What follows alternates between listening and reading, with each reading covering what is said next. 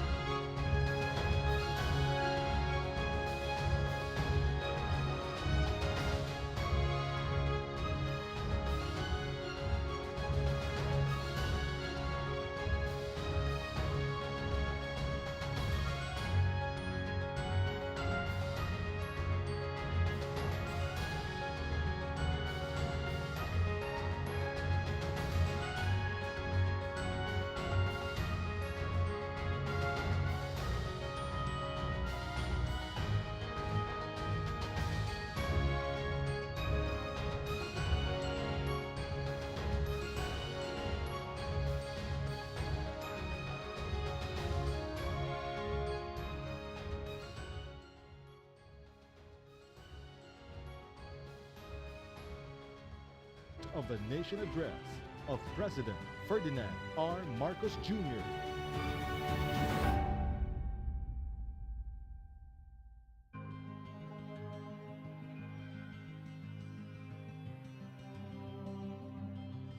To my fellow Filipinos, ang aking mga minamahal na kababayan, batid ko na hindi madali ang ating pinagdaraanan sa nakaraang higit na 2 taon.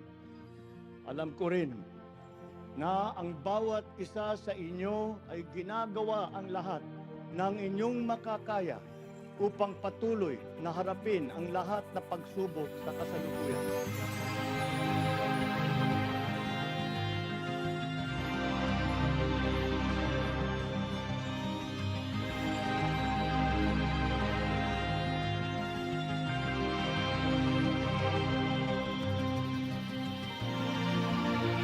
Will endure. Let our Filipino spirit ever remain undimmed. I know this in my mind. I know it in my heart. I know it in my very soul. The state of the nation is sound.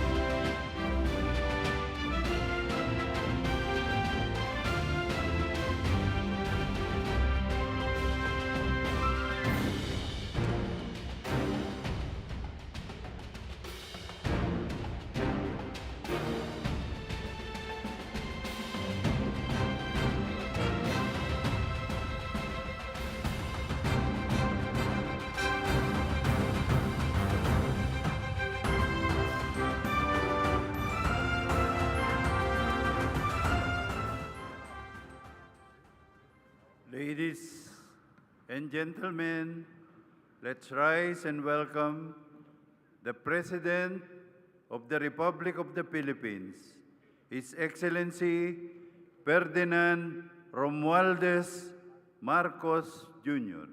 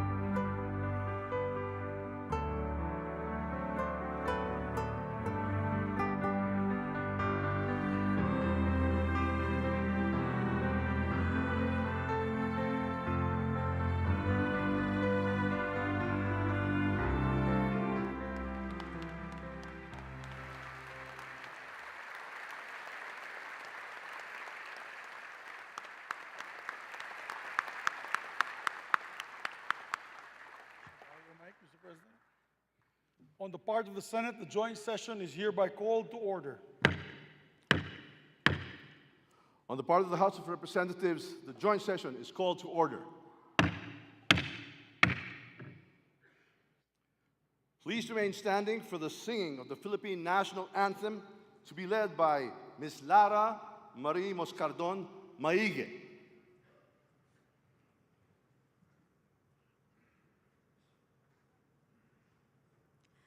Bayang magiliw, perlas ng silanganan, alab ng puso, sa dibdib mo'y buhay. Lupang hinirang, duyan ka ng magiting, sa manlulupig, di ka pasisiil, sa dagat at bundok, sa simoy at sa langit mong bughaw. May dilag ang tula at awit sa paglayang minamahal, ang kislap ng watawat mo'y tagumpay na nagniningning. Ang bituin at araw niya kailan pa may di magdidilim. Lupa ng araw ng luwalhatit pagsinta, buhay ay langit sa piling mo. Aming ligaya na pag may manghahapi, ang mamatay ng dahil sa'yo.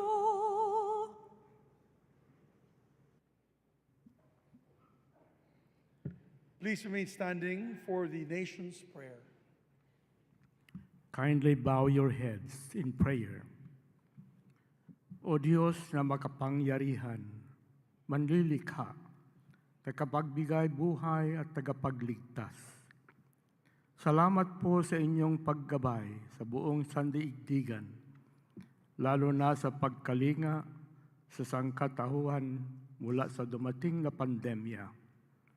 Maraming salamat sa mga pagbibiyayang patuloy ninyong ibinibigay sa aming minamahal na bayang Pilipinas.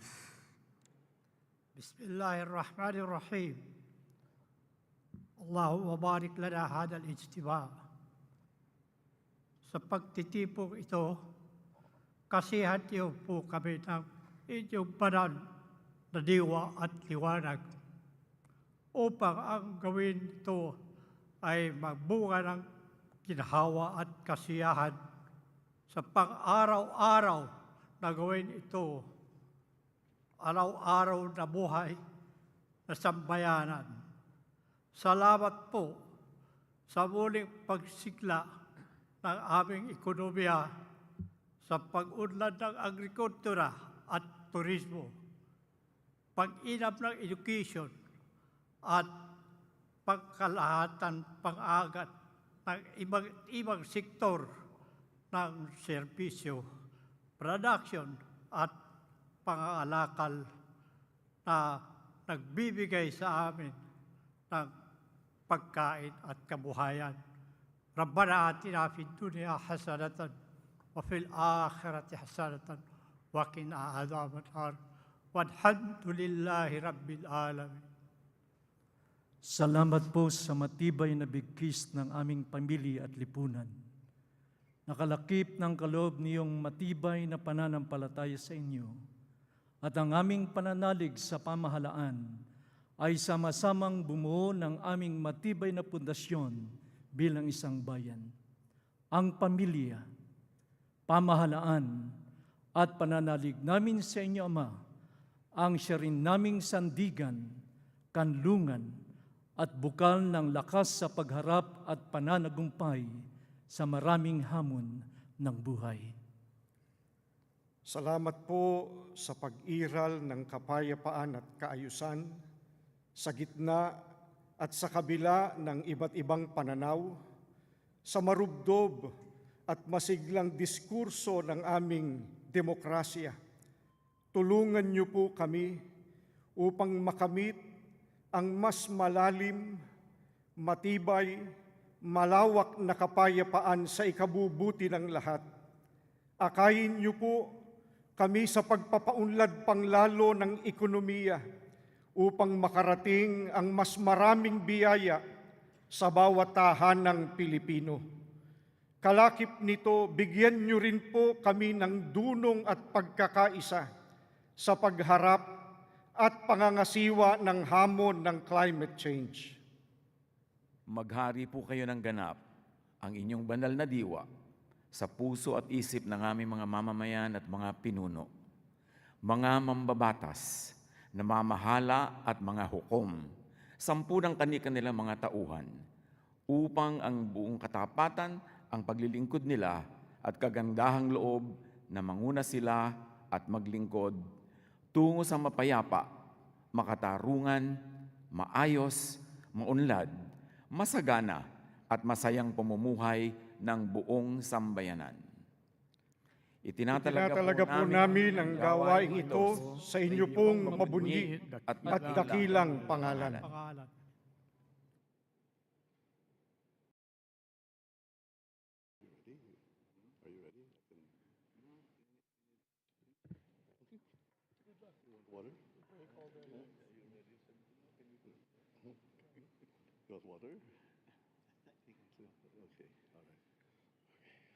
Ladies and gentlemen, honorable members of Congress of the Philippines, His Excellency Ferdinand Marcos Jr., President of the Republic of the Philippines.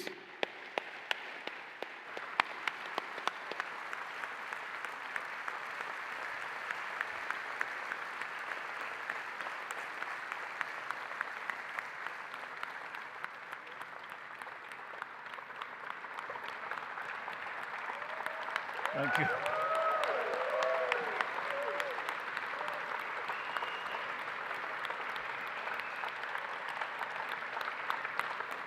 Thank you. Thank you very much. Allow me to greet Vice President Sara Zimmerman Duterte, the former presidents, our former presidents, President Joseph Ejercito Estrada and President Gloria Macapagal Arroyo, Senate President Juan Miguel Zubiri, and the honorable members of the Senate, House Speaker Ferdinand Martin Romualdez, and the honorable members of the House of Representatives, Chief Justice Alexander Gismundo, and the honorable justices of the Supreme Court, His Excellency, Most Reverend Charles John Brown, and the esteemed members of the Diplomatic Corps, Executive Secretary Lucas Bersamin and the members of the Cabinet, First Lady Luis Araneta Marcos,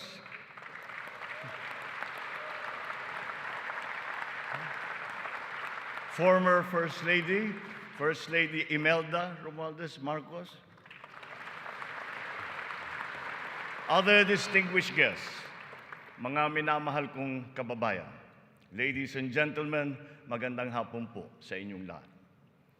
1 year ago today, I stood here before you, setting forth the plans that we have to improve our economy, bring jobs to our people, improve the ease of doing business, recalibrate our educational system to adapt to the new economy, lower and rationalize energy costs, boost agricultural production, enhance healthcare, and continue social programs for the poor and the vulnerable. Let me now report to the people on the successes that we can now lay claim to, and also the challenges that we continue to face. Last year, we emphasized certain strong headwinds that were confronting us along with the rest of the world in our post-pandemic economic recovery. And the biggest problem that we encountered was inflation.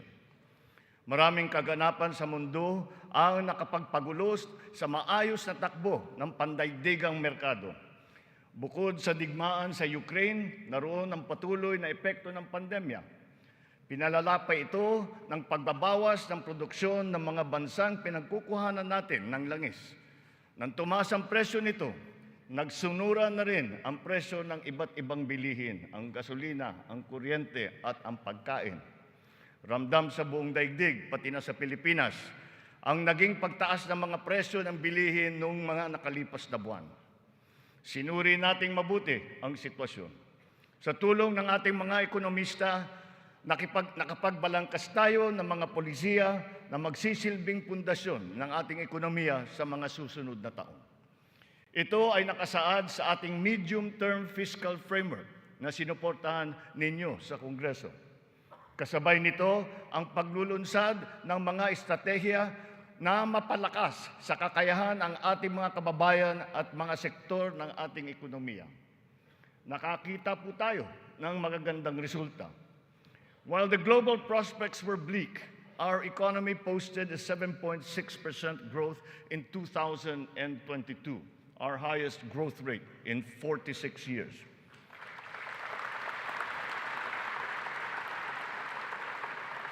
For the first quarter of this year, our growth has registered at 6.4%. It remains within our target of 6 to 7% for 2023. We are still considered to be amongst the fastest growing economies in the Asian region and in the world. It is a testament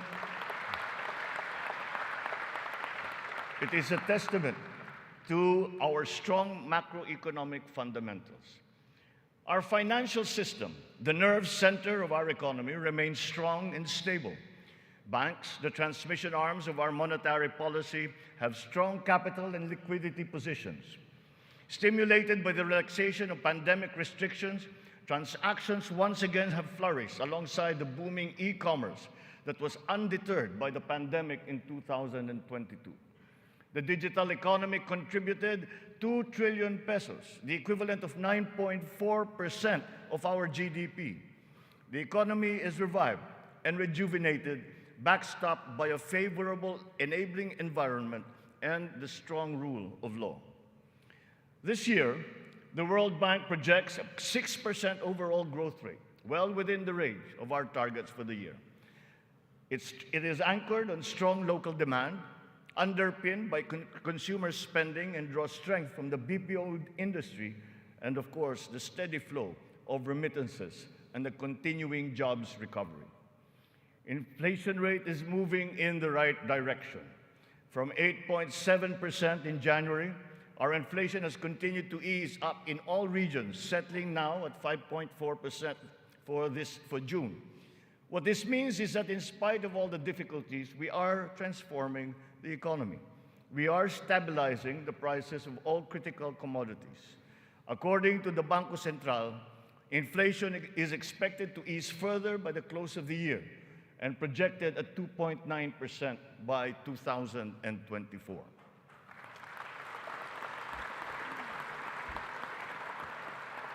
On matters of the economy, there are many things over which we have no control. But over those where we do have control, we are doing everything we can. Puspusan ang ating ginagawa upang pataasin ang produksyon ng ating ekonomiya. Pinapalago natin ang mga industriya. Dinadagdagan natin ang mga infrastruktura upang mas mapabilis ang daloy ng mga produkto at ng serbisyo. Higit sa lahat, pinapalakas natin ang kakayahan ng mga mamamayan upang mapaganda nila ang kanilang pamumuhay. Ito ang punot dulo ng ating Philippine Development Plan. Investments in public infrastructure and in the capacity of our people through food, education, health, jobs, and social protection remain our top priority. For this year, economic and social services were allocated almost 70% of the national budget. Higher revenue collections will be critical in our bid to bolster public investments. Under our fiscal framework, we envision our tax and revenue efforts to further increase to up to 16.9% and 17.3% by 2028. Revenue generation has improved this year. From January to May, the Bureau of Internal Revenue has posted record collections amounting to 1.05 trillion pesos, an increase of almost 10% over the last year. For its part, the Bureau of Customs has also increased its collection by 7.4% for the first 7 months of 2023, amounting to 476 billion pesos. Since July 2022, we have seen increased revenues from PAGCOR of 47.9% and from the PCSO of 20%. We therefore seek, once again, the continued support of Congress to enact into law the policies and reforms under our fiscal framework. Sa mga nakalipas na buwan, nakita natin ang pagbaba ng presyo ng bilihin sa iba't ibang mga sektor. Napatunayan natin na kayang maipababa ang presyo ng bigas, karne, isda, gulay at asukal. Malaking tulong ang Kadiwa Store na ating muling binuhay at inilunsad. Ang layunin ng Kadiwa ay pag-ugnayin ang mga magsasaka at ang mga mamimili. Walang iba pang namamagitan. Wala nang dagdag na gastos at patong. Maganda ang kita ng magsasaka, nakakatipid din ang mga mamimili. Sa mahigit 7,000 kadiwa na idinaos sa buong Pilipinas, 1.8 million na pamilya ang nakinabang sa mababang presyo ng bilihin. Sa kabuuan, halos 700 milyong piso ang naging benta ng mga ito na nakapagbigay ng hanap buhay sa mga membro ng mahigit 3,000 na kooperatiba at samahan. Maganda ang nakita nating resulta, kaya papalawigin pa natin ang Kadiwa sa buong bansa. Kamakailan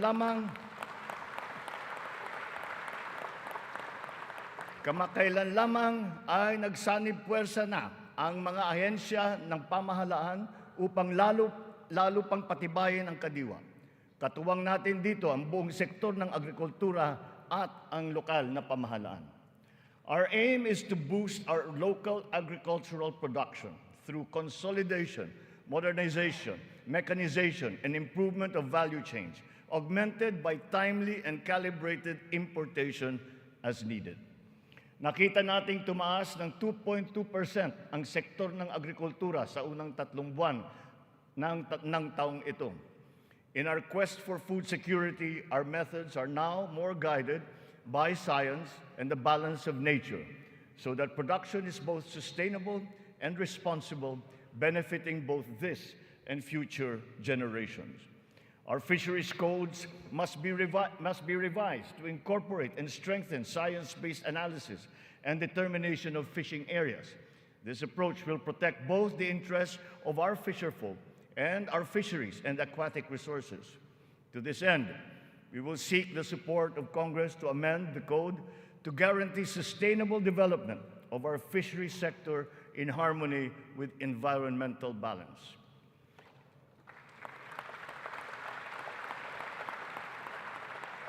Ipinagbubuklod natin ang mga magsasaka sa pamamagitan ng farm and fisheries clustering at mga livestock multiplier farms. 300 cluster na ang ating natukoy na binubuo ng halos 900 kooperatiba at may lawak na mahigit na 200,000 hektarya ng bukirin. Upang mas mapabilis at mas mapadali ang pagbuo ng kooperatiba, kakailanganin natin ang suporta ng Kongreso na maamyendahan ang Cooperative Code. Sa pamamagitan nito, unti-unting lalakas ang kanilang produksyon at puwersa sa merkado. Totoo ang kasabihan, mas malapas basta't sama-sama. Pinapalawak natin ang kanilang kaalaman sa makabagong mga teknolohiya at pamamaraan. Isa na rito ang paggamit ng biofertilizer na gawa sa Pilipinas at subok din at maaasahan. Sa balanced fertilizer strategy, gaganda ang ani ng mga magsasaka. Hindi na nila kailangan pang umasa sa mas mahal at imported na fertilizer. Bilang tulong sa mga magsasaka, namigay ang pamahalaan ng mahigit 28,000 mga makabagong makinarya at mga kagamitan sa iba't ibang dako ng Pilipinas. Sa ilalim ng iba't ibang mga programa ng kagawaran ng agrikultura, namigay ang pamahalaan ng mahigit na 50 milyong binhi ng palay, mahigit 1 milyong binhi ng mais, at sari-saring mga binhi ng gulay. Nagpamigay tayo ng mahigit 100,000 binhi ng nyug at nagpatanim sa halos 10,000 hektarya ng lupa sa buong bansa. Lahat ng mga binhing ito ay makabago, hybrid, at mataas ang kalidad. Sa naging pagtaas ng presyo ng gasolina at pataba, nagdala ng kaunting ginhawa ang mga fuel at fertilizer discount vouchers na ating pinamigay sa mga nahihirapang magsasaka. Ang mga natanggap nating donasyon na pataba mula sa China, pinimigay na natin kaagad sa kanila. Isa sa mga dahilan ng pagtaas ng presyo ay ang mga smuggler, mga hoarder at mga nagmamanipula ng presyo ng produktong agrikultural. Hinahabol at ihaabla natin sila.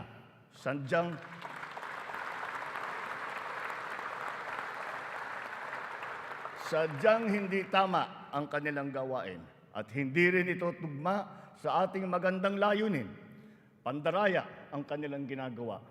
Napapahamak hindi lamang ang mga magsasaka, kundi tayo rin mga mamimili. Kaya hindi natin papayagan ang ganitong kalakaran. Bilang na ang mga araw ng mga smuggler at hoarder na yan.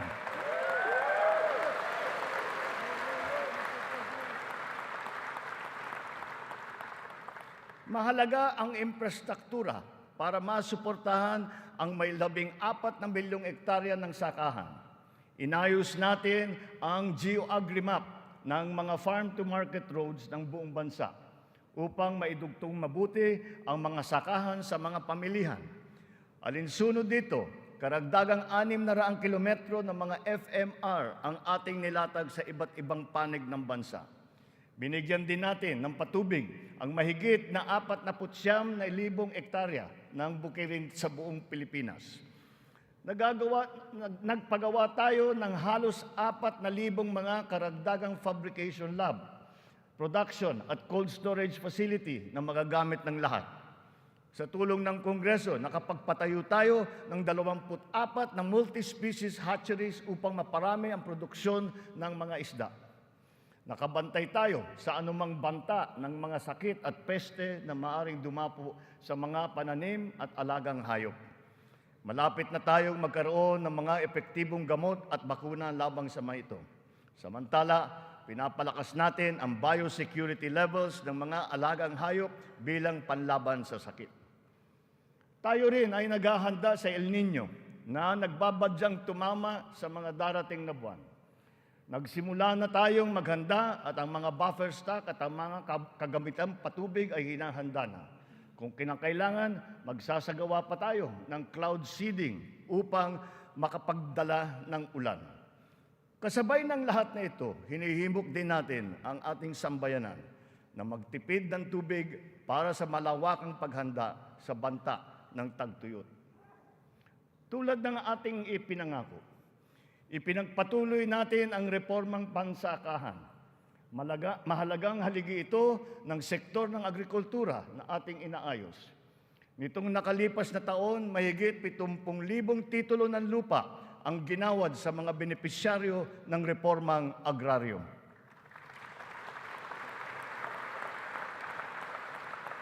Tamang-tama ang ating pagpapatigil ng mga bayarin ng mga benepisyaryo sa ilalim ng ating nilagdaan EO number 4. Isang taon mula nung aking unang SONA na isabatas na ang bagong Agrarian Emancipation Act.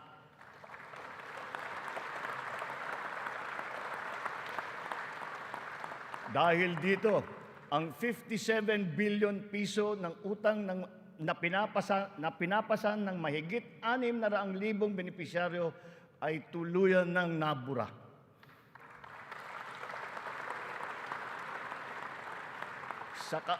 Sa ngalan ng mga magsasakang ito at ang kanilang mga pamilya, maraming salamat muli sa ating mga mambabatas.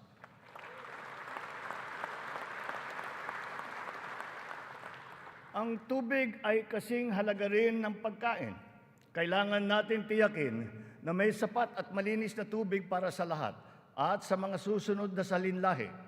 Kasama na rito ang tubig na ginagamit natin para sa sakahan. Considering its fundamental importance, water security deserves a special focus. Our efforts must not be scattershot, but rather cohesive, centralized, and systematic.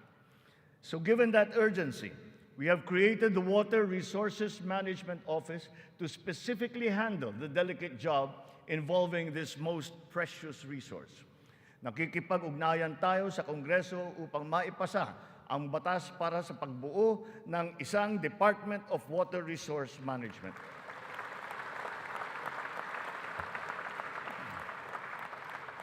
This year, we have allocated 14.6 billion pesos for water supply projects, which will benefit communities all over the country. Recently, the water supply of NCR and Rizal received a significant boost from the first phase of the Wawa Bulk Water Supply Project. The water supply will increase as the project enters the second phase. We have installed 6,000 rainwater collection systems across the country in preparation for the looming dry spell brought about by El Nino. One of the keys to continuing economic growth is infrastructure development. So we will build better and more. Our 8.3 trillion peso Build Better More program is currently in progress and being vigorously implemented.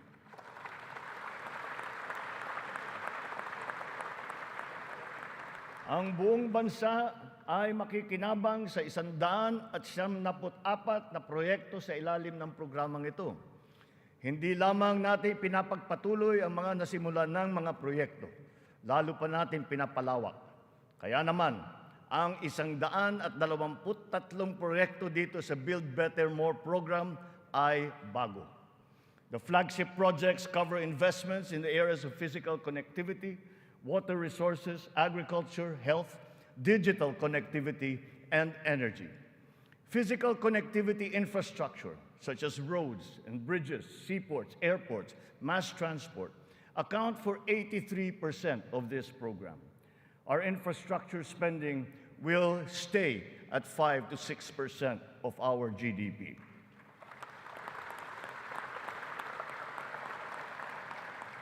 The underlying logic to our infrastructure development is economic efficiency. We are opening up all gateways to mobilize goods and services at less cost and in less time, and ultimately to drive the economy forward. Our road network plans must link not only our 3 major islands, but all prospective sites of economic development. The 1,200-kilometer Luzon Spine Expressway Networks program will effectively connect Ilocos to Bicol from 20 hours to just 9 hours of travel.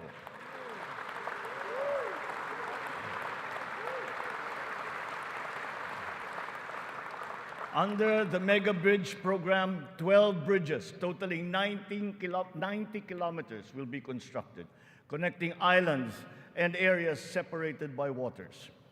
The program notably includes the Bataan-Cavite Interlink Bridge and the Panay-Guimaras-Negros Island Bridges, each spanning 32 kilometers, and also the Samal Island Davao City Connector Bridge. As of June this year, we have constructed, maintained, and upgraded more than 4,000 kilometers of roads and around 500 bridges across the country. Crucial airport and port development projects across the country have also been completed, including Cebu Pier's 88 Smart Port and the new passenger terminal buildings of Clark Airport and the Port of Calapan. We initiated several railway projects with a total length of more than 1,000 kilometers. Notably, the southern leg of the north-south commuter railway system is now in full swing. In a few years, travel from Pampanga to Laguna will be reduced from 4 hours to just 2.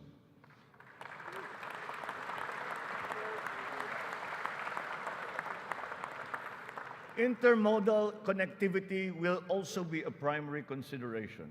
Roads, bridges, and mass transport systems will be interconnected. This network will provide access and passage to vital and bustling economic markets, such as agriculture hubs, tourism sites, and key business districts.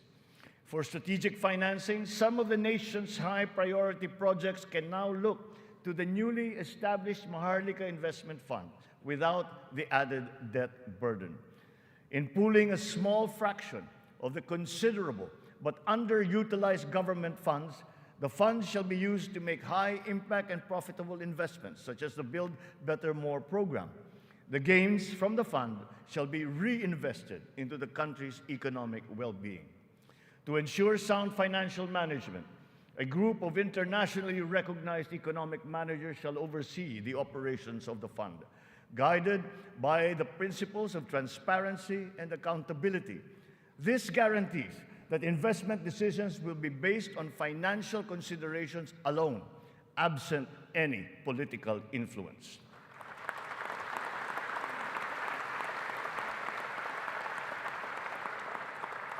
The funds for the social security and public health insurance of our people shall remain intact and separate. Owing to favorable market conditions, the price of crude oil has stabilized. Since last year, gasoline and diesel prices have gone down by 18% to 29% respectively. We have built 8 new additional power plants.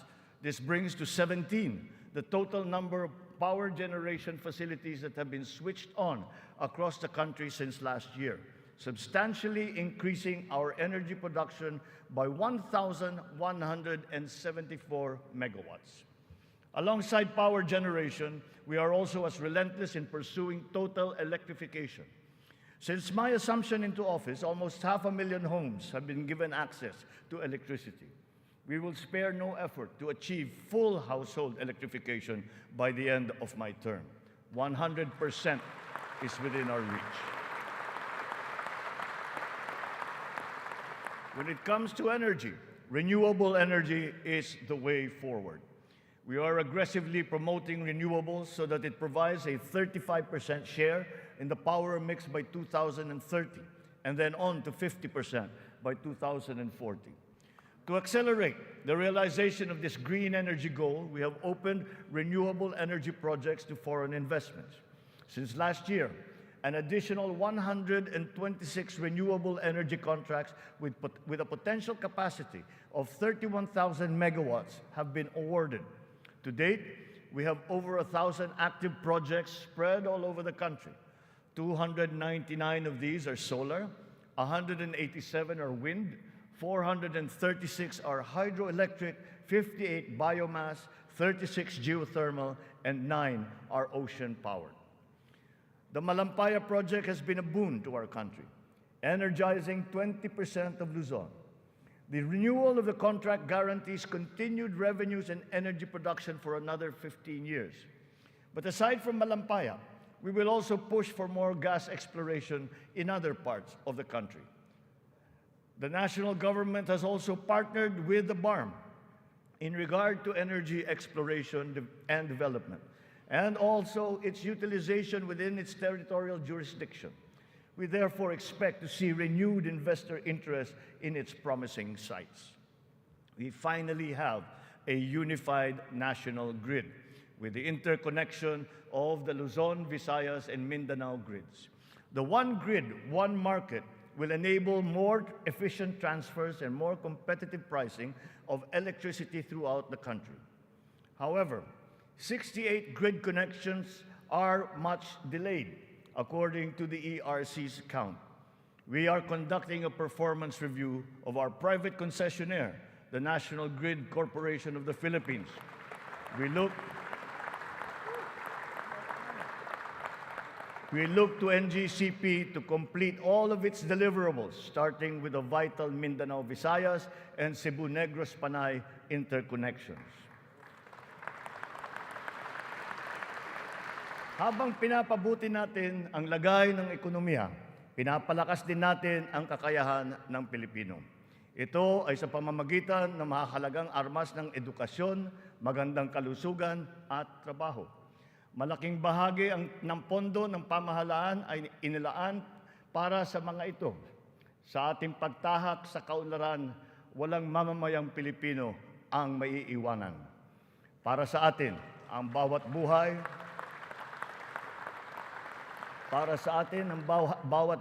ay mahalaga. Anuman ang edad, kasarian, pangkat, relihiyon o pisikal na kondisyon, sila ay kukupkupin at tutulungan. Naglalaan tayo ng sapat na pondo para sa mga paglingap ng mga lubos na nangangailangan. Layunin natin na sila ay makabangon, mabigyan ng sapat ng kakayahan at maging produktibo.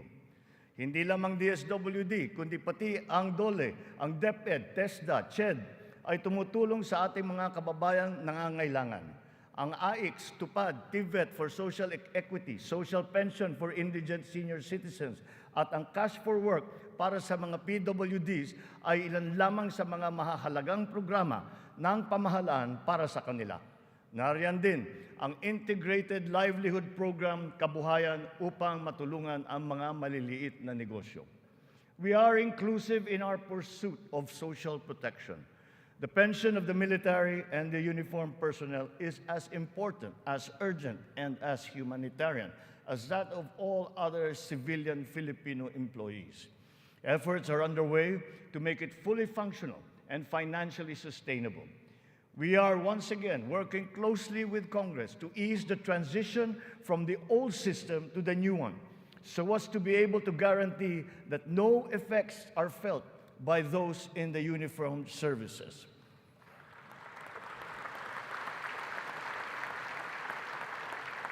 Nagsisimula ang lahat sa edukasyon.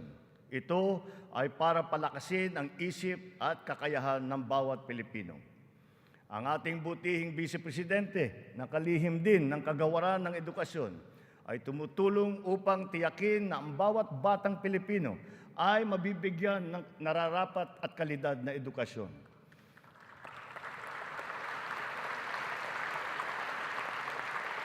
We have renewed hope in giving the best to our next batches of students, especially the 28.4 million learners who return to school this year. Learning recovery will be at the forefront of our education agenda. The Matatag Agenda for Basic Education has been launched, focusing on relevance of curriculum, rapid and responsive delivery, and the welfare of both learners and teachers. We are augmenting as well our school workforce. 90% of the newly created teaching positions have now been filled, while additional administrative personnel have been hired to unburden the teachers of any extra load. Taking to heart the lessons of the pandemic, alternative delivery modes and blended learning methodologies have been adopted to ensure unhampered learning. Additional social safety nets, such as school-based feeding programs, are also being implemented. Learners will be made more resilient. Our public schools and facilities are being increased and fortified. The shortage of classrooms and facilities is being addressed. Aside from new construction, schools and facilities are being retrofitted to become ready for the future, ready for hybrid and high-tech learning, and also climate-ready and disaster-proof.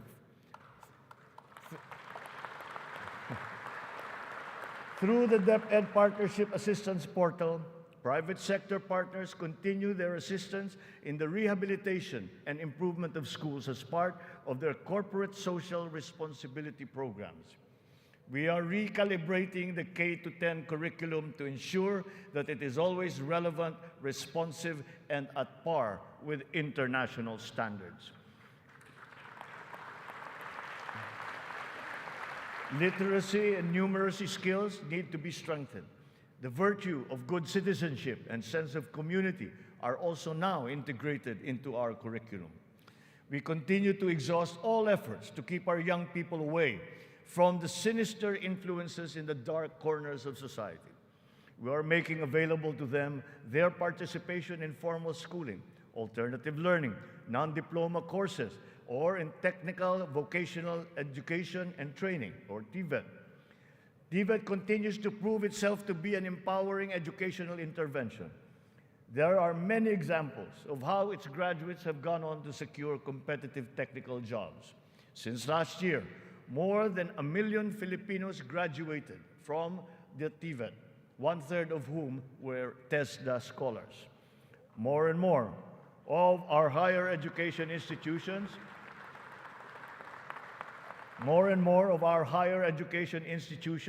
have reached world-class status. This year, 52 Philippine HEIs have been included in the World Universities rankings compared to just 15 last year. We will not let a student's financial constraints be an hindrance to his or her education. We have activated social safety nets, such as skills development training and youth employment programs. Tertiary education in state universities and colleges will remain free for our qualified students.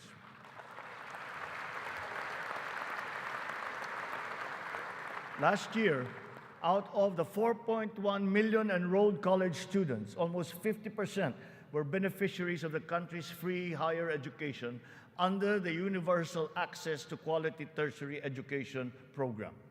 Deserving and talented students without the financial capacity to attend school will not be left behind in this education agenda.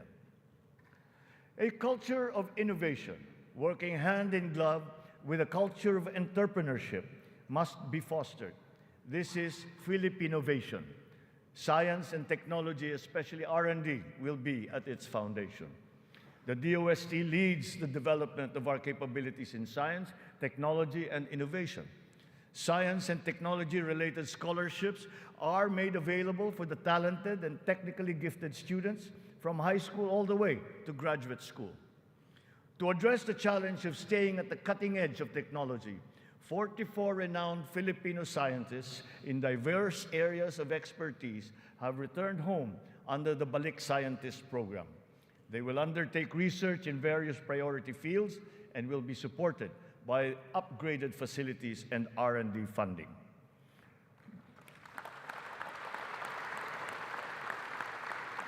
The Philippines has launched 2 additional satellites into space. Together with the first satellite, they will track weather, predict storms, evaluate soil and water supplies, analyze shifts in population, and be used for traffic management, geohazard mapping, risk assessment, and even including security and defense. Science, technology, and innovation will drive the quality and competitiveness of our workforce, as well as our manufacturing, export, creative, and service industries, in existing markets and in new ones waiting to be explored. The bane of the mismatch between jobs and skills among our workforce is being rectified through strengthened government, industry, labor, academe partnerships, and the continuous reskilling and upskilling training programs that we have put before our workforce. For our seafarers to continue to excel, maritime education in the Philippines has been strengthened. This will progress and solidify our country's position as a global maritime hub through the steady supply of competent Filipino seafarers to foreign merchant marine vessels. The question about the European Union's recognition of the standards of training of Filipino seafarers has, after 17 years, finally been resolved.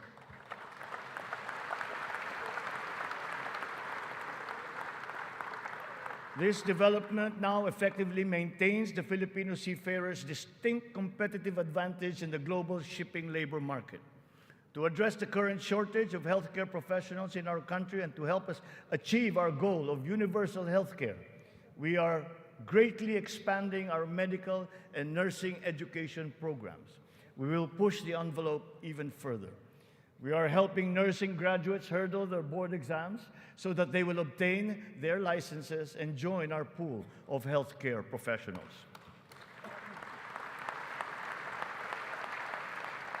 Ang kalusugan ang ikalawang armas para sa lakas ng pangangatawan ng bawat Pilipino. Isinusulong natin muli ang kalusugan ng Pilipino. We are now refocusing our health priorities, applying the lessons learned from the pandemic and addressing the weaknesses that it has exposed. Healthier communities and lifestyles are our advocacy. We have launched convergent programs to address hunger and nutrition-related issues amongst our people, especially the children, like stunting and wasting.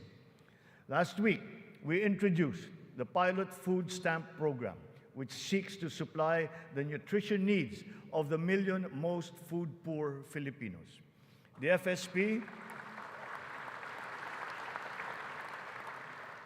FSP shall complement our nutrition continuity programs, such as the First 1,000 Days program, which ensures nourishment for the first 3 years of a child's life.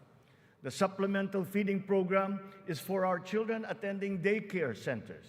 The K-6 program will feed kindergarten to grade 6 public school students who are suffering from wasting and severe malnutrition.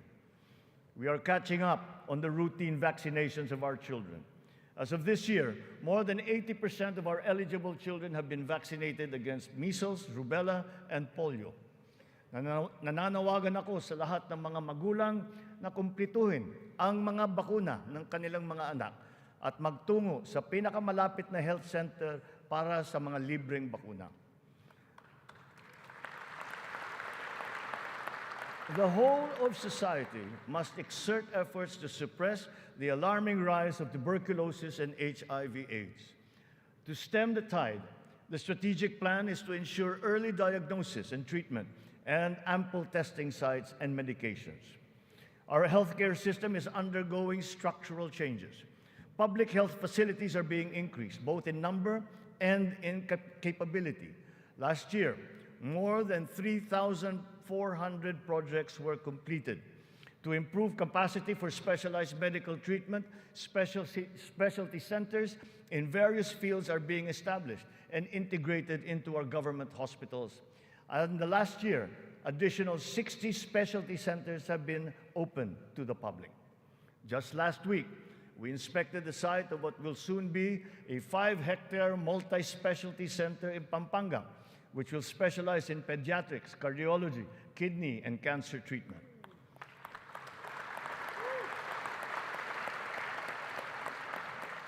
We are working for a more direct, efficient delivery of services through integrated primary care providers and networks in partnerships with the LGUs and our partners in the private sector.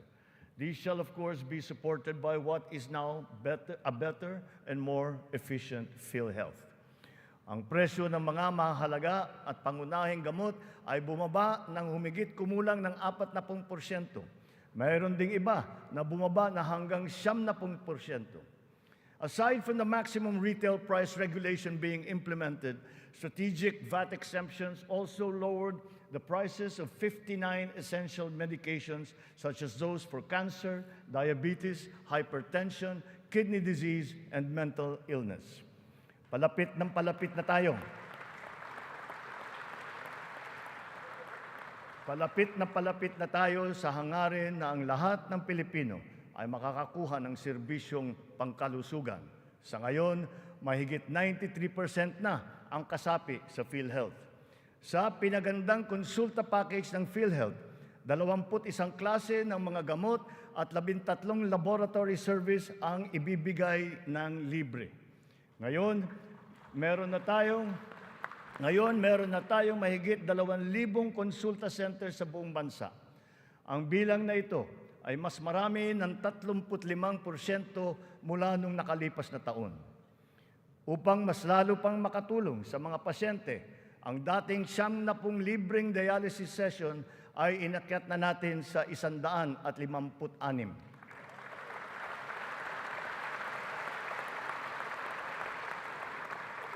Mga kababayan, libre na po ngayon ang dialysis para sa karamihan ng Pilipino.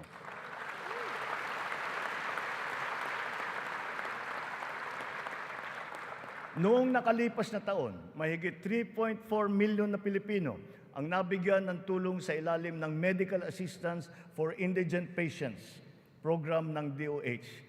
Tinutugunan natin ngayon ang ating kakulangan sa mga doktor at mga nurse sa pamamagitan ng mga reforma sa edukasyon, patuloy na pagsasanay at paniniguro sa kanilang kapakanan. Naglagay po tayo ng doktor sa halos 200 munisipyo sa bansa. Lalagyan natin din ng doktor ang natitirang 19 na bayan na wala pang doktor. Upang masuklian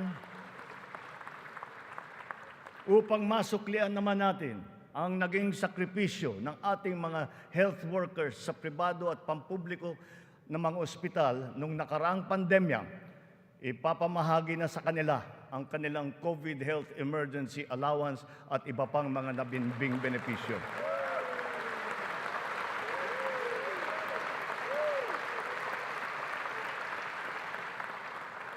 Kasabay ng pangangalaga natin sa edukasyon at kalusugan ng ating mamamayan, tinitiyak din natin na may sapat at magandang hanap buhay sa loob at maging sa labas ng bansa. As of May this year, our employment rate rose to 95.7%, clear proof of the improvement from the severe unemployment that we experienced during the height of the pandemic. Employment then was at a low of 82.4%. But even with our current high level of employment, we must do more. We will generate additional jobs for the remaining 4.3% of our workforce, as well as for the 11.7% underemployed Filipinos seeking better employment opportunities. Under the banner of our fast-growing economy, we are aggressive in our investment and business promotions and facilitations. For that, we have not limited ourselves to the local economy, but we have looked to the global economy for partnerships and agreements. Our independent foreign policy, a friend to all and enemy of none, has proven effective. We have formed strategic alliances with our traditional and newfound partners in the international community. We have embarked on foreign trips to promote the interest of the country for peace building and for mutually beneficial purposes. These economic missions have yielded an estimated total investment value of 3.9 trillion pesos or 71 billion US dollars, with a potential to generate 175,000 jobs. The implementation of recent economic reforms is underway.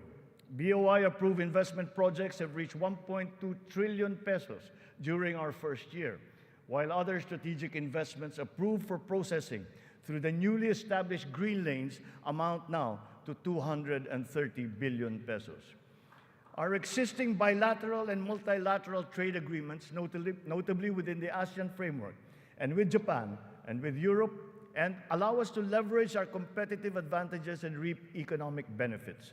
We will continue to forge more of these international partnerships that will lead to a more balanced trade strategy and a healthier economic position. The Regional Comprehensive Economic Partnership, or RCEP, is now in force. It is a multilateral trade arrangement with the ASEAN and other countries such as Australia, China, Japan, Korea, and New Zealand. We can now have competitive access to a regional market that comprises 2 billion people. As we address our weaknesses and develop competitiveness in other potential areas, we must also play to our strengths. Our competitive advantage must be leveraged. As a service export powerhouse, we must continue to nurture the growth of the services sector, particularly the information technology business process management sector, and of course, the tourism industry. Our tourism has always been a reliable pillar of our economic growth through the years, providing livelihood to more than 5 million of our citizens. Because of the reopening of the economy and the phenomenon of revenge travel, this sector is headed for a great rebound. From January to June this year, we have received 3 million international visitors. This number is already 62% of our 4.8 million target for the entire year. Mga kababayan, ang lahat ng mga ginagawa natin ito ay magbibigay bunga sa libu-libong hanap buhay para sa ating mga kababayan.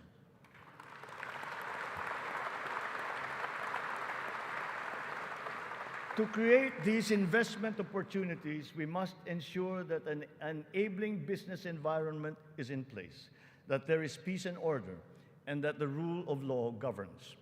We will solidify our country's reputation as an attractive and reliable investment destination. Building on institutional reforms of recent years, we have created green lanes for strategic investments and expedited the business processes in various sectors and investment modalities. A progressive and rationalized system of taxation is a component of the ease of doing business.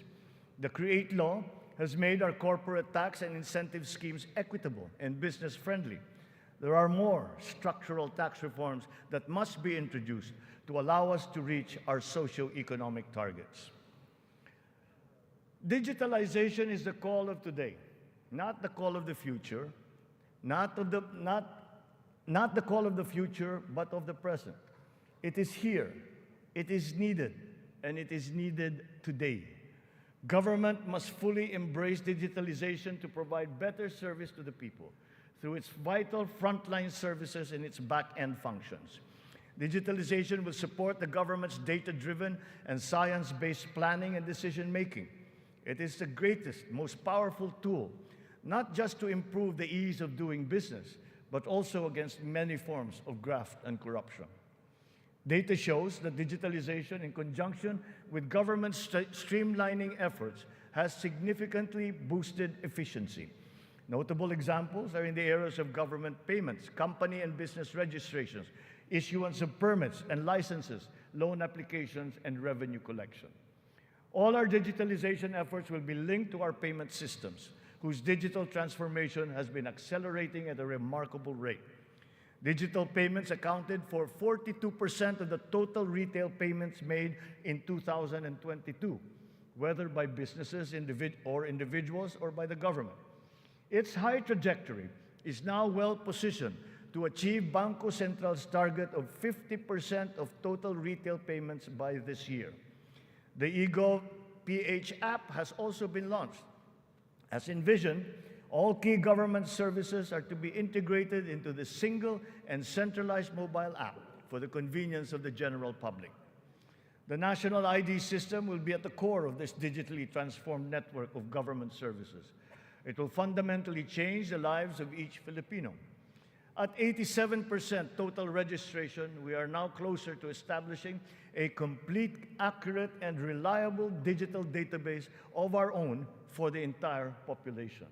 This has already been integrated into the eGov PH app and can be now accessed by our citizens. Consistent with this transformative policy direction, all government offices must then ensure that their vital services are digitalized immediately. In response to this call, the Department of Migrant Workers launched last week the Department of Migrant Workers Mobile to make the journey of our overseas Filipino workers easier. Because of system upgrades, our internet speed has improved. As of June of this year, our fixed broadband speed ranks 47th amongst 180 countries. This ranking is 11 places higher than it was last year. Our mobile internet speed is now ranked at 83 out of 142 countries, which is 8 places higher than it was last year. There will be more improvements as our internet infrastructure undergoes further upgrades. Early this year, Starlink went live in the Philippines, now providing high-speed satellite broadband connectivity. Our national fiber backbone and broadband ng MASA projects will also deliver high connectivity and high-speed internet. We are prioritizing geographically isolated and disadvantaged areas. The DICT has been directed to consolidate all these digitalized government services into the eGov PH app, to establish the National Government Portal and the Philippine Business Data Bank to improve the internet speed in our country. With our e-commerce roadmap firmly in place, we are poised to take this digitalization drive further and beyond, utilizing e-commerce to take full advantage of new technologies. The first bill that I signed into law was the SIM Registration Act, because we are mindful of the risks and vulnerabilities that can lead to negative consequences. Digital users and consumers shall be protected from identity theft, phishing, other online scams through essential systems and safeguards, such as cybersecurity, data privacy, consumer complaint mechanisms, and financial literacy campaigns. The trainings necessary to ease the transition of those whose jobs would be affected by the shift to digitalization are also now being included in the curricula and programs offered by TESDA, DICT, and other agencies of government. It is our wish that one day foreign employment will be driven by choice, not by necessity. It remains a noble calling that our OFWs have answered, requiring great sacrifice from them, their families, and their communities. We are engaging with our partners in the international community to ensure a safe working environment for our countrymen. And as we do so, we are also putting in place responsive mechanisms for the social welfare, repatriation, and reintegration of our returning OFWs into the Philippine economy.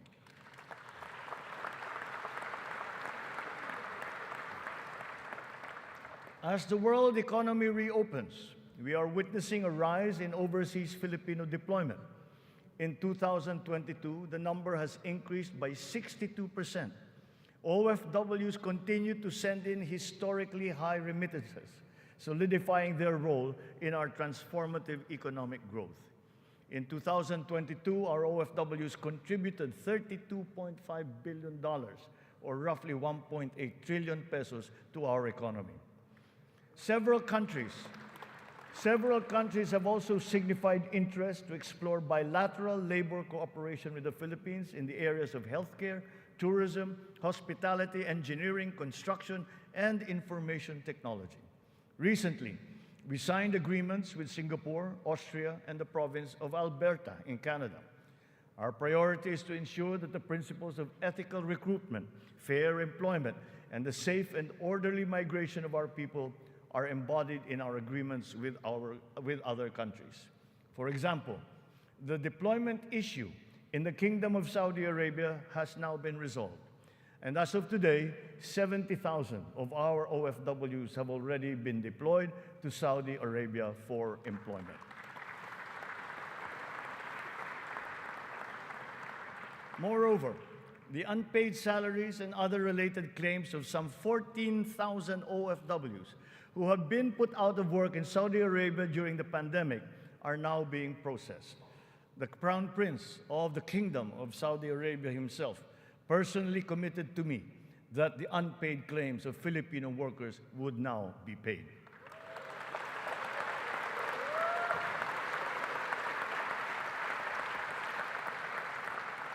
The continued employment of some 50,000 workers and the deployment of many more Filipino seafarers aboard EU vessels has also been assured. The lesson for us is that our education and skills training must always be attuned to the high, exacting, and constantly evolving global standards. Sa pagsusumikap ng mga mamamayan, walang hindi kakayanin. Kahit ang mga matatayog na pangarap ay maaabot, kasama ang inaasam na tahanan. Katuwang natin ang lokal na pamahalaan at pribadong sektor upang matulungan ang Pilipino sa pangangailangan ng pabahay. Patuloy ang serbisyo ng Pag-ibig Fund upang makatulong sa kanyang 15 milyong membro para makabili ng bahay. Sa nakaraang taon, mahigit 100,000 ang kumuha ng housing loan sa Pag-ibig na nagkakahalaga ng 117 billion na piso. Ito ang pinakamataas ng bilang sa buong kasaysayan ng Pag-ibig.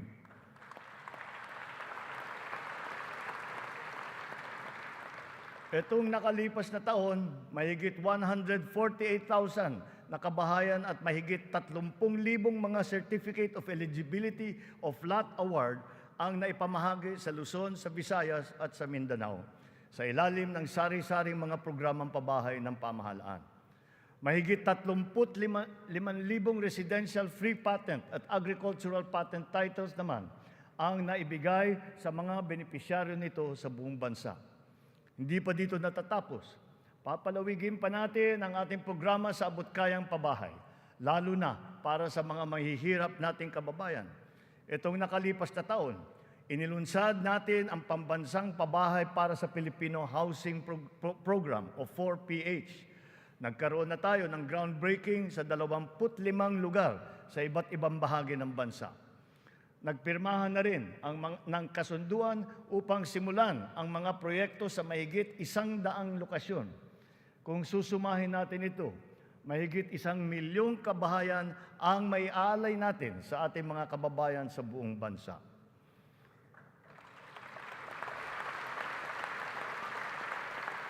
The building blocks of progressive, livable, and sustainable communities will never be complete without appropriate and responsible action to mitigate and to adapt to the effects of climate change. We can never lose sight of our responsibility to the future. The economic agenda cannot and will not ever be incompatible with our climate change agenda. Climate change is now an important criterion in our integral national policies, in planning, decision-making, up to the implementation of programs. The potential advantages of such enlightened policies extend to jobs and livelihood, with the unlocking of the development of the green and blue economies. We have learned many painful lessons from past disasters, but we continue to be alert and prepared in our disaster response. It has in fact been commented that sometimes we are over-prepared for such natural disasters. Well, to continue that, we are reorganizing our response teams to make them more adaptable, agile, and effective in times of calamities and crises, with a clear unity of command.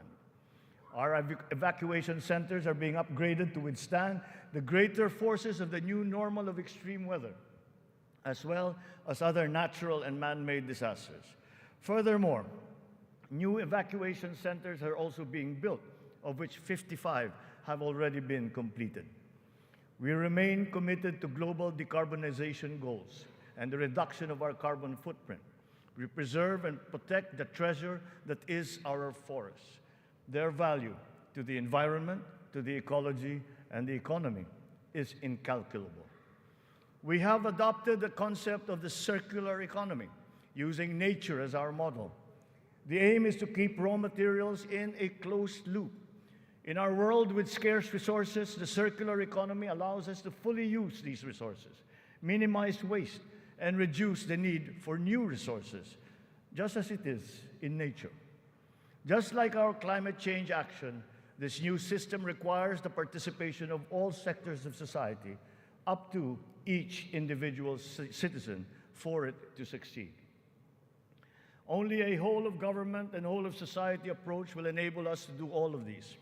It is necessary to apply all the resources that are at hand if we are to progress as quickly as we need to.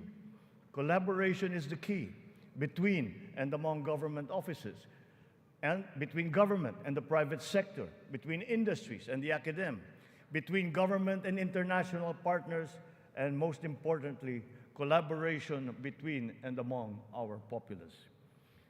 Kakailanganin natin ang tulong at kakayahan ng buong pamahalaan at ng buong bansa. And so, we shall do the same for the next 5 years. We seek not only to become more effective, but more, to become truly transformative. This approach will be operationalized through the interagency cooperations, as well as through coordinated efforts between and among the 3 branches of government and the independent constitutional bodies. We have organized private sector advisory councils and national local mechanisms to establish the needed linkages. Once again, on this same principle, I urge the government to enact a new government procurement law and a new government auditing code.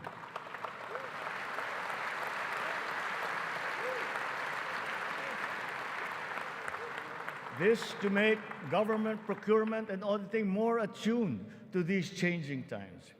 We will give effect to the mandate of the Constitution and the Local Government Code as clarified by the Supreme Court very soon. Almost all the required devolution transition plans of the LGUs are done. To fully prepare them for optimal devolution, the necessary technical and financial assistance is being extended to our local governments. In everything that we do, the enduring Filipino quality of bayanihan will still be our guide. 5 taon mula nung matinding kaguluhan, babangon na ang Marawi City.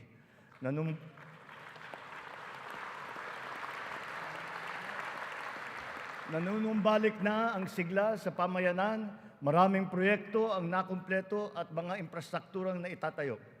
Kasalukuyan na tayo nagpoproseso ng tulong pinansyal para sa mga biktima ng Marawi Siege upang sila ay makapagsimula muli. Naway mamayani ang pag-asa. Naway magpatuloy ang pagkakaisa, pagmamatyag at paghahangad ng kapayapaan at kaunlaran. We are proud of the progress that the BARM has taken. It will be self-governing. It will be self-governing, it will be progressive, and it will be effective. But this was only made possible because of the cooperation of all key groups. We talked to the local governments, the royal families, the MNLF, the MILF.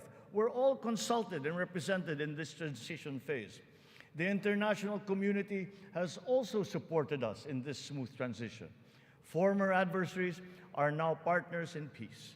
Its functions have been defined, and its basic laws are now being written. Through the BARM, we have strengthened the nation's prospects for finally achieving sustainable progress anchored on a true and lasting peace in southern Philippines. We will continue to support the progress of the BARM, apace with our singular vision for all Filipinos.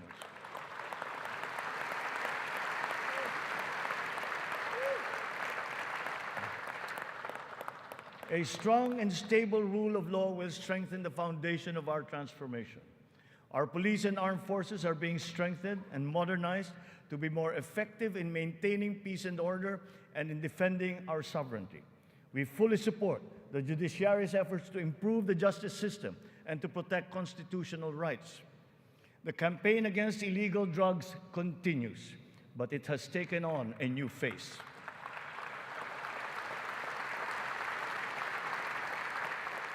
It is now geared towards community-based treatment, rehabilitation, education, and reintegration to curb drug dependence amongst our affected citizenry.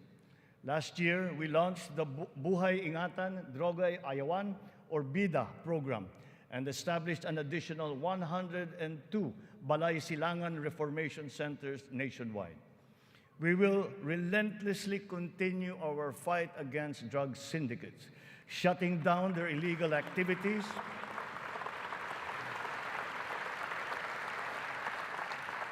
we will shut down their activities and dismantle their network of operations.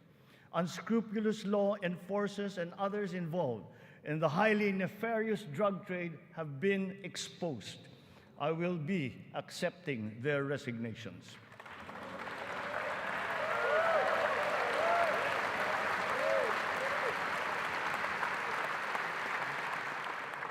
In their stead, we will install individuals with unquestionable integrity who will be effective and trustworthy in handling the task of eliminating this dreaded and corrosive social curse. We cannot tolerate corruption or incompetence in government.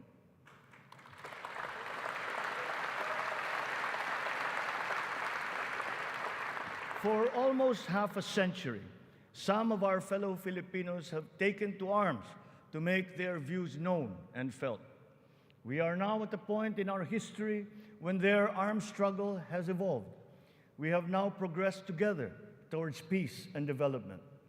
We have incorporated capacity building and social protection into our reintegration programs to guarantee full decommissioning of former combatants. Through community development and livelihood programs, the barangay development and enhanced comprehensive local integration programs have been effective in addressing the root cause of conflict in the countryside. To complete this reintegration process, I will issue a proclamation granting amnesty to rebel returnees, and I ask Congress to support me in this endeavor.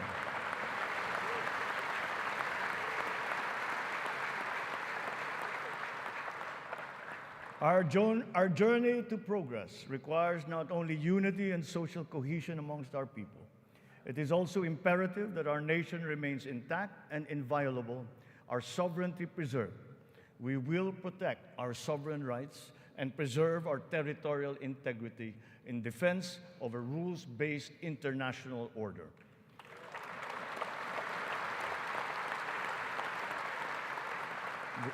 With our national interest paramount, we will always pursue constant dialogue and diplomatic approaches to the resolution of any issue that may arise. So the initial results of our efforts inspire confidence. Let us continue to be relentless in our aspiration of peace and progress.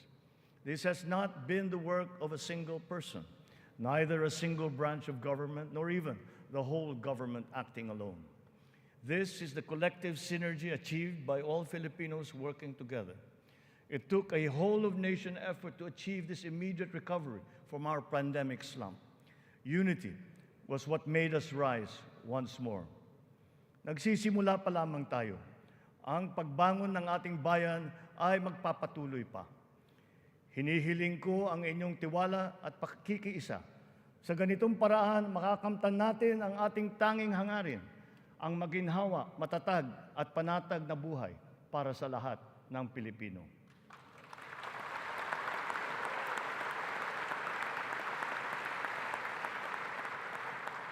Makikipagtulungan tayo ng mabuti sa Kongreso para sa mga mahahalagang batas na kinakailangan para sa ating tuloy-tuloy na pag-ahon. And once again, I appeal to Congress for its support for the following priority legislations. The essential tax measures under our medium-term fiscal framework, such as excise tax on single-use plastics, VAT on digital services, rationalization of mining fiscal regime, motor vehicle users charge, road users tax, the military and uniform personnel pension, amendment of the Fisheries Code, amendment of the Anti-Agricultural Smuggling Act, amendment of the Cooperative Code, new government procurement law, new government auditing code, anti-financial account scamming, Tatak Pinoy law, the Blue Economy law, ease of paying taxes, LGU income classification, and the Philippine Immigration Act. In the past year, it has been a source of great hope and optimism to me to now know that there is an enormous pool of highly competent and dedicated workers serving in our government. It is up to us to provide good leadership and guidance. They love the Philippines and have responded to our call.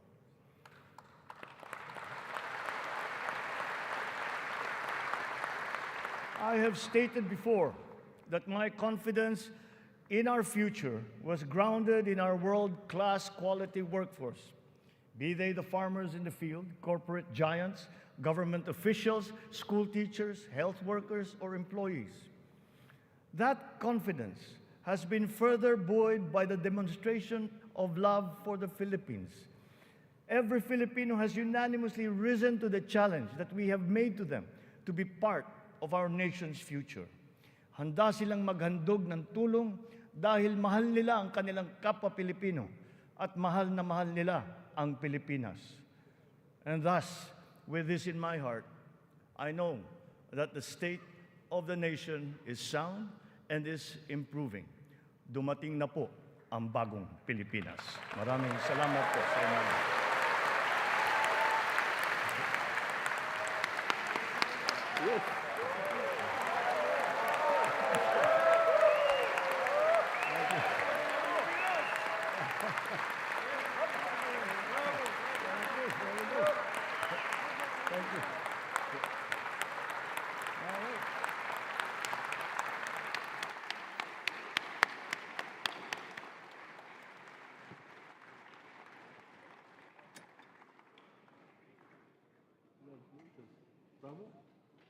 Congratulations, boss. Go for its legs.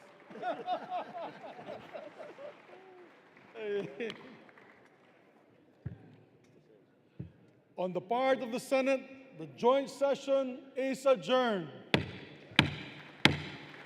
On the part of the House of Representatives, the joint session is adjourned.